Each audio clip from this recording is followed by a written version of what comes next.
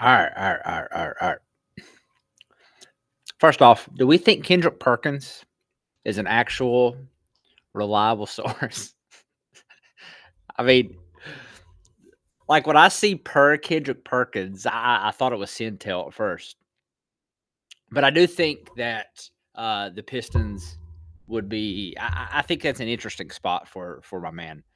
I mean, they are absolutely what are they right now? Uh, Dude, they are 13-2. The Pistons are 13-2. That is interesting. That is interesting. That is interesting. I mean, I made a video where I don't think that Anthony Davis is getting traded this season. I just don't. It's kind of like talking about Giannis getting traded last season. It's just it's one of those things that's fun to throw around, and there's all this smoke and stuff. But I mean, unless the offer is right, like why would you? I mean, honestly, why would you? Unless I mean, if the Pistons come and throw, I'm not going to get on Fanspo right now. Actually, God, do we want to get on Fanspo? Excuse me. I feel like we got to get on some Fanspo.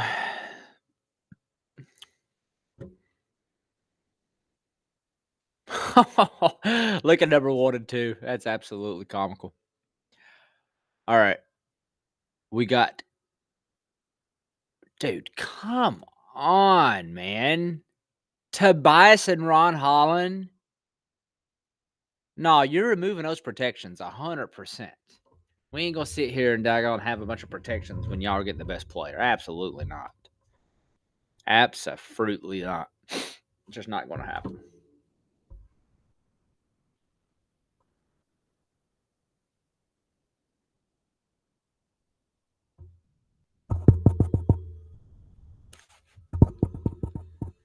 All right, make sure it's working. Whoa. All right, sorry about that. Yeah, okay. I should know. Just going on Fanspo, just going to get on my nerves. Kyrie to the Rockets. Anthony Davis to the Grizzlies. Devin Booker. No, absolute failed anyway. Booker and Jaren Jackson. Man, the center position is not weak if you have, if you have the right team around them. Anyway, all right. So I do think the Pistons is one of the few teams, like you pair AD and Cade, and you could definitely talk yourself into. I think you could talk yourself into that. I mean, obviously AD's a theoretical player at this point. 14 out of 45 games is insane, man. I'm sorry. Is it even been 45? Maybe 15 to 44 games or 46 or something like that. But absolutely ridiculous. But I do think the Pistons, I don't know, man. That's one team that's just very interesting. Do we have any other Pistons? So all these 4 teams trades and stuff is just so ridiculous to me. Like, I don't even understand. Whatever. Who does this have us having? Anthony Davis and Brandon Williams to the Bulls. Gafford to the Lakers. Zach Collins, Patrick Williams, Kobe White, Maxi Kleber, Dalton Connect, and 3 firsts. And who do we lose? AD, Brandon Williams, and Gafford? Absolutely not. Sorry. Absolutely not. Should have known better to get on Fanspo. All right, the Pistons, definitely interesting. Now, the question is, would you rather have anything the Pistons can offer realistically? You're not getting Cade or anything like that. Jaden Ivey would probably be the best young piece you could kind of target in something like that. Or would you rather have LaMelo Ball? That's the question. Here's the problem. Let's hit up our friend Stat Muse here real quick.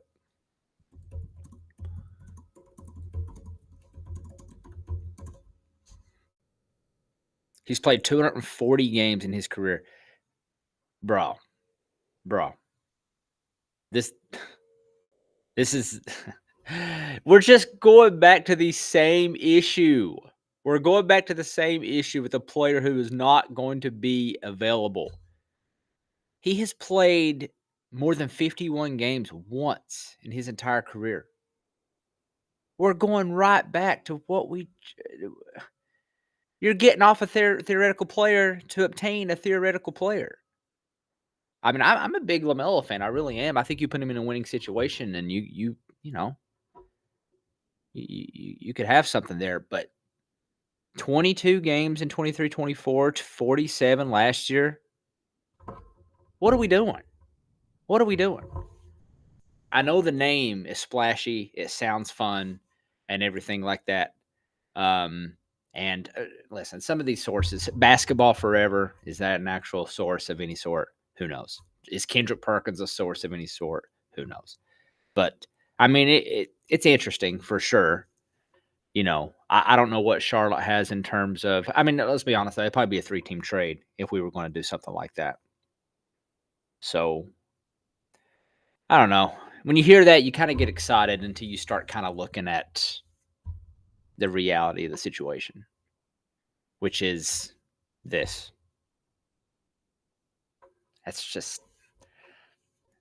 tough, dude. I don't know. That's kind of tough. I gotta be honest. That's rough, man. That is rough.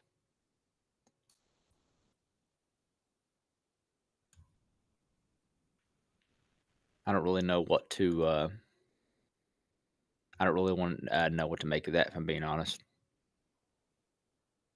gotta fix my windows here. Hold on.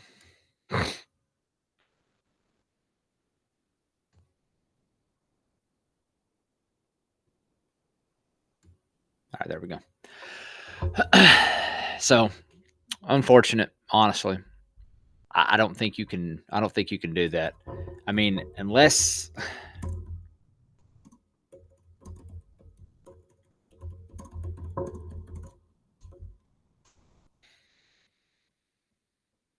they have their own 26, which could be interesting, obviously. And their own 26 in the first round and the second round. Oh no, Washington received the more favorable of its first life and Phoenix's. This stuff gets so confusing. It's like freaking rocket science trying to figure all this stuff out sometimes. I mean, Dallas could get their own 27 back. I mean, do we want? I don't really want to hop in the trade machine here, but I don't know. I guess we could. How do you actually get into the actual machine? Yeah, here we go. Why do I do this to myself?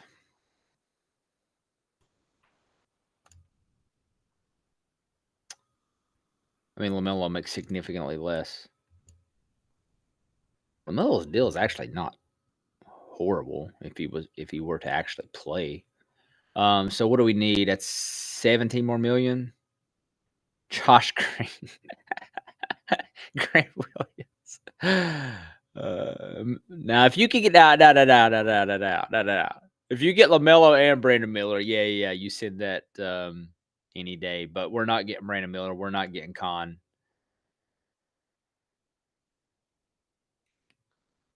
Man, none of these guys really do anything for you, huh? I guess you'd probably have to. All right, for the sake of argument here, let's give Dallas back their. Let's give Dallas back their 27. All right, bro. How do you add a third team? How do you add a third team? Here we go. I don't know. Do we need like a dumping ground, or do we need? Does any of these players actually? Dude. Okay. Sorry about that. Do we need a dumping ground, or I mean, the Magic are kind of flailing a little bit, right? So we would need to dump. I mean, listen, the Magic have already kind of went in, dude. I mean, they got Desmond Bain, so they've kind of already went in. Could we? Could they use it? Jaden Hardy? Could anybody use a Jaden Hardy? I don't know. I mean, I'm not gonna sit and pretend to watch enough Magic basketball to act like I understand what they mean. Dude, as bad as I hate this, no, we got to get 17 million, man. We got to get 17 million.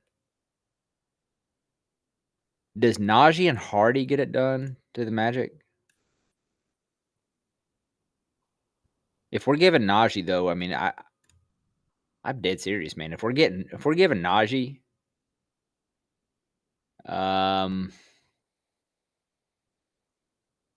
Hodraut Swab via LA or Washington. We're getting it. God, dude, do you even want to? You know what? Screw it. Let's see what happens here. What's the problem?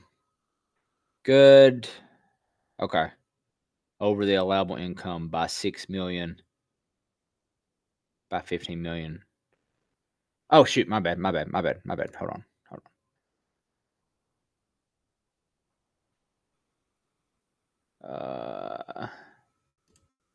What if Isaac? Nah, because then that's going to.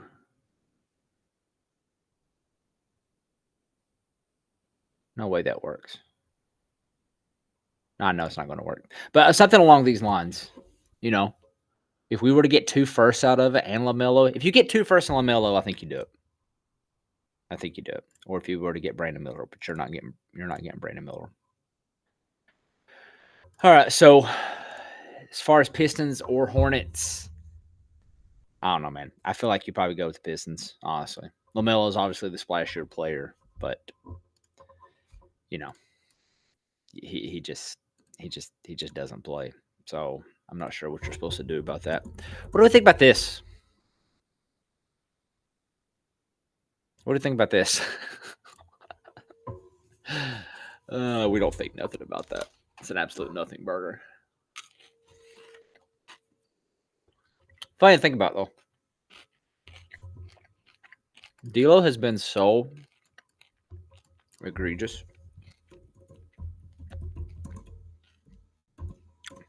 People want to say he's had a couple good games. He's not even had a couple good games from start to finish. Show me one good game he's had from start to finish. I really want to know. Because I couldn't tell you one. Where we at here? Here.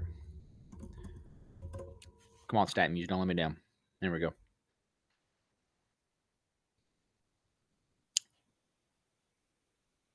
Negative 20 on the season. 39% from the field. 25% from 3. 2.9 assists per game and 2.4 turnovers per game. You almost got a 1-to-1 assist to turnover ratio. This man was brought in to be better than this. I'm sorry. He was brought in to be better than this. There's no way it makes. That's absolutely disturbing, man. Disturbing. Just egregious. And I mean, if you watching D'Angelo Russell, I mean, I'm dead serious. Watching D'Angelo Russell has been maybe the most frustrating experience as a Dallas Mavericks fan that I've ever had. It compares to that same feeling where when we had Dwight Powell as our starting center, and God bless him. God bless him. I love Dwight Powell. I really do. But he just ain't got the physical size, you know? He just ain't got the physical size. And watching him get out-rebounded and giving up offensive rebounds, which, shoot, we're giving up offensive rebounds this year too. But that's was incredibly frustrating. I don't think it's as frustrating as D'Angelo Russell. Because my expectations for Dwight Powell were to be a fantastic roller, set good screens, make good passes, be in the right place at the right time. And he did every single one of those, pretty much every possession. It just, some physical limitations there. D'Angelo Russell, my expectations were significantly better than this. And I'm not even talking about the points, assists, rebounds. I'm not incredibly worried about that. It's just sometimes it looks like he knows what he's supposed to do, but just mechanically, I don't know. Just mechanically, he just can't do it sometimes. Just mechanically, he just can't do it. That I don't always remember which game this was, but there was a 3v2 fast break that D'Lo was leading. He gets into the lane. Cooper Flagg is coming off his right. I mean, it's like probably the most athletic person on your squad. If you just like get him the ball somehow, like a good thing is going to happen. You're either getting a bucket, a foul, or both. And instead of just making a simple pass that I could have made in middle school, not to toot my own horn, but I could have made a simple dump off pass in middle school. He I don't know what he tried to do, but he pretty much just like kind of like left it. I'll have to go find the clip and maybe stitch it with this if I make this to a video. But my goodness, man, dude has just been incredibly frustrating. But yeah, I don't know. I mean, I think the Pistons make a lot of sense. And if you're the Pistons GM and you're sitting back thinking, okay, we're 12-2. Do we think that even with a great record, do we think that we're going to be able to beat Oklahoma City? Because that right there is going to be the question. I mean, I personally think the Nuggets could knock out Oklahoma City. It wouldn't be that surprising to me. But, do we think we could beat OKC or Denver? In their current state, probably not. I would be surprised if Detroit got eliminated the first round. Depending on their matchup for the second round, who would it be now? I mean, obviously this is way too early, but I just want to take a look at something real quick.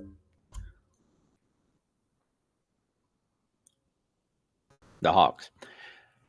Yeah, you're probably the only team here in the play-in right now that could get to 8 that I think would give Detroit some problems if they can figure out what the heck they're trying to do is the Magic. I mean, Jamal Mosley's probably gone before the All-Star break. You got to imagine if they keep this up. I mean, 9-7 is not horrible, but 7-3 in their last 10. They've kind of stepped it up a little bit, I reckon. But I mean, if Tatum comes back, surely Tatum's not coming back. But I will say they are 8-7, which is a little interesting. So Tatum comes back, the Celtics could beat him. The Hawks, the Hawks kind of got to figure out what they want to do because they were looking good out there without Trae Young for a while. They kind of fell off a little bit. I think they got a 2-game losing streak. So, but if you're the Pistons, I kind of got sidetracked, a little derailed there. If you're the Pistons, you look and at your situation, you're 13-2 with a roster that isn't, I mean, very talented, but not a championship roster, I don't think. You swap a couple pieces for Anthony Davis, are you a championship roster? I don't know if you are or not, but if you're the Pistons GM, you're probably hiring your own supply right now, and you tell yourself, yeah, I think that would do it. The Pistons are on a 11-game winning streak. Holy crap! How did I not know that? But yeah, I mean, you could definitely talk yourself into that, and that's what I was saying in that last video. Is I don't think Anthony Davis gets traded. I still don't think Anthony Davis gets traded. They can all these aggregators and stuff. I mean, y'all got to understand something. Everything that these accounts like this and NBA Central do is to get clicks. That is the only thing they are worried about. They're worried about this number here and this number here and any other engagement number. They're not incredibly concerned about